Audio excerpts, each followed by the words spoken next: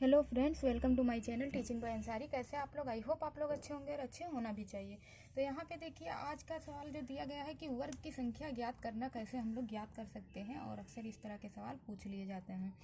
तो यहाँ पे देखिए, एक स्क्वायर बना है और उसमें 4 स्क्वायर बना हुआ है। अगर इसमें पूछा जाए कि वर्ग की संख्या कितनी है, तो आप गिन के बता सकते हैं कि कितनी है। मुझे लगता है वर्ग क्या होता है, जिसकी लंबाई और चौड़ाई बराबर हो। तो यहाँ पे देखिए, हम ये काफ़ी इजी है, इसको हम बता सकते हैं। 1 2 3 4 4 वर्ग, और एक ये पूरा बड़ा वाला भी एक वर्ग की फॉर्म में बना है, तो इसको भी हम मान लेंगे एक वर्ग। तो कितना हो जाएगा? 5 वर्ग। तो इसे कोई भी कॉमन इंसान बता सकता है किन के, क्योंकि ये ज़्यादा टफ नहीं दिया गया है। लेकिन पेपर में इस तरह से नहीं पूछा जाता है, थोड़ा टफ ही बना के पूछा जाता है। उसमें ये देखा जाता है कि क्या आपको इसका नियम या तरीका पता है कि नहीं पता है, तो या ट्रिक पता है कि नहीं पता है, या आप इसे एक रूल वाइज कर पाते हैं कि नहीं कर पाते हैं। तो इसको देखिए, 1 2 3 4 5 हम आसानी से गिन सकते हैं। तो अगर मैं इसको थोड़ा सा मुश्किल बनाऊं, तो पहले चलिए हम इसको मिटा देते हैं और थोड़ा सा मुश्किल बना देते हैं। ये भी क्या बना है? एक वर्ग बना है, और हम इसमें 1 2 लाइन खींच देंगे, और इधर से भी कितनी लाइन खींचेंगे? 2 ही खींचेंगे। उतना अच्छे से शेप नहीं बना है, लेकिन हम मान के चलते हैं कि ये सब शेप बराबर बना है और ये एक वर्ग है, क्योंकि हमसे वर्ग के बारे में बात किया जा रहा है। तो अब इसको गिनने में मुझे लगता है, अगर हम गिनेंगे तो थोड़ा कंफ्यूजिंग हो सकती है, लेकिन इसको भी गिना जा सकता है अगर आप थोड़ा ध्यान लगाएं। इस तरह से भी पूछा जा सकता है, इससे टफ बनाया जाएगा वो सवाल। तो हमें तो तरीका देखना है। तो इसको भी हमें लगता है कि गिनेंगे तो 1 मिनट से कहीं ज़्यादा ही टाइम ना लग जाए, क्योंकि इधर का गिनेंगे फिर एक कन्फ्यूजिंग रहेगा कि क्या मैंने ऊपर वाला गिना था या नहीं, या मैंने नीचे वाला गिना था या नहीं। तो इस तरह से डाउट आते रहते हैं।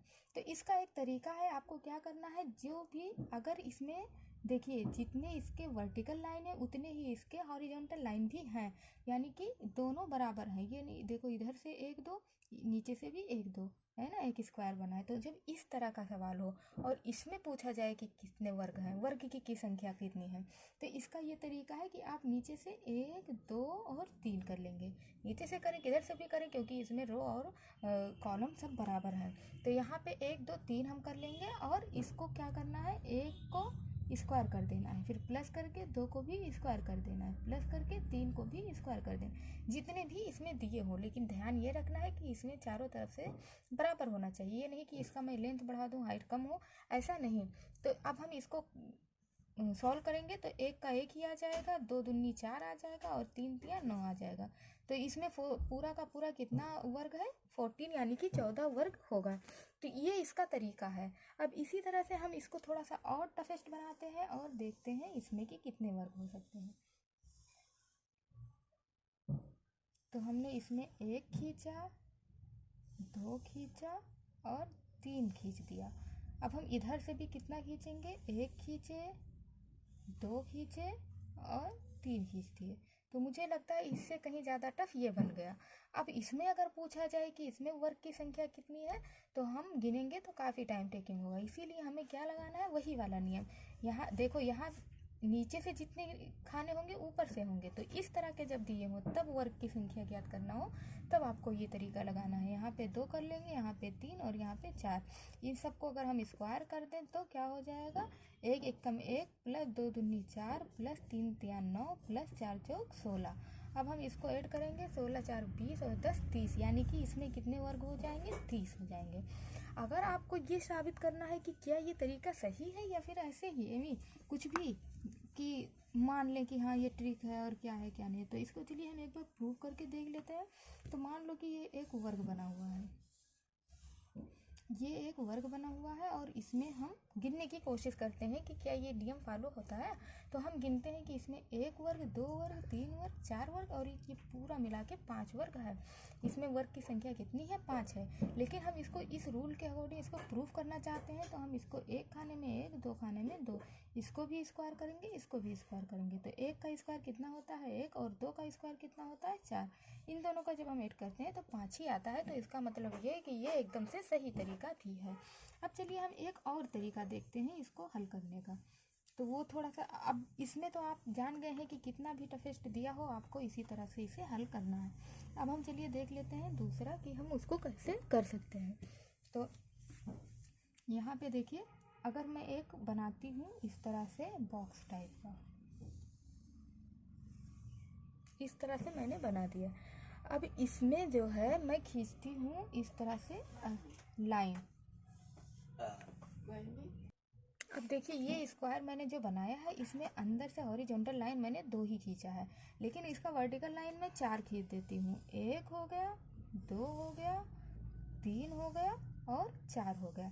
अब इससे हमें पता चल रहा है कि इधर से तो हम काउंट कर रहे हैं तो 1 तो 3 ही आ रहा है, बट मैं इधर से काउंट कर रही हूँ तो 1 2 3 4 5 हो जाए। हाँ, तो इसमें इधर से जब हम काउंट कर रहे हैं तो 5 आ रहा है, बट मैं इधर से काउंट कर रही हूँ तो 3 ही आ रहा है। तो इसका मतलब ये है कि इसके रोज ज़्यादा है और इसके कॉलम कम है। तो जब इस तरह का दिया गया हो और उसमें वर्ग पूछे, अभी तक मैं क्या समझा रही थी कि जब इधर से चारों तरफ से बराबर वर्ग है, इधर इसमें क्या है कि इसमें इधर से कम, वो इधर से ज़्यादा या उधर से ज़्यादा इस तरह से हो, रो और कॉलम बराबर ना हो। तो आपको क्या करना है, यहाँ पे हमें नंबरिंग करना है 1 2 3 4 4 और यहाँ पे 5 कर देना है। और अब फिर हमें इधर से भी नंबरिंग करना है, तो यहाँ पे अगर हम करेंगे 1 2 3 तो इधर से तो 3 ही आ रहा है। तो आपको क्या करना है, इसमें एक एक लाइन आपको लेके चलना है। अब ये जब इधर से 3 हो गया, अब जो बचा, अब हम सबसे पहले क्या करेंगे, यहाँ 1 2 3 4 और 5 हो गया। अब हम इधर से 5 आ रहा है और जब इधर से उसी को गिन रहे हैं तो कितना आ रहा है, 3 आ रहा है। तो इधर और उधर का दोनों का हम गिन के लिख देंगे और फिर उसमें मल्टीप्लाई कर देंगे एक दूसरे से। तो यहाँ पे क्या आ जाएगा, 5 तिया 15 आ जाएगा। अब इसका तो मामला हल, लेकिन इसमें हम निकाल रहे हैं स्क्वायर ही, लेकिन ये दिया है आयत के फॉर्म में, तो इसके रो और कॉलम डिफरेंट डिफरेंट है। अगर डिफरेंट डिफरेंट नहीं है तो आपको वो वाला नियम लगाना है, अगर डिफरेंट डिफरेंट है तो ये नियम लगाना है। अब इसका ये इतना मामला बचा, फिर हम इसको क्या करते हैं, 1 2 3 4 तक ही आएगा और फिर इसको हम करेंगे तो 1 और 2 तक ही आ रहा है। तो हम क्या करेंगे, इसको 4 लिखेंगे और यहाँ पे 2, इसको हम मल्टीप्लाई कर देंगे तो 8 हो जाएगा। अब इसका एक ही मामला बचा, 1 2 3 और इधर से करेंगे तो 1, यानी कि हम 3 को किससे मल्टीप्लाई कर दें, 1 से, तो 3 एकम क्या हो जाएगा, 3। तो 8 5 8 15 और 8 कितना हो जाएगा, 23 और 24 25 26, यानी कि इसमें पूरे के पूरे 26 वर्ग होंगे। ये इसका करेक्ट तरीका है। तो आई होप आपको तीनों तरीके बहुत अच्छे से समझ में आए होंगे। अगर आपको ये वीडियो अच्छा लगे, लाइक सब्सक्राइब करें, बेल आइकन को प्रेस करें, ज़्यादा से ज़्यादा शेयर करें और कोई डाउट है तो कमेंट बॉक्स में कमेंट ज़रूर करें। Thank you for watching.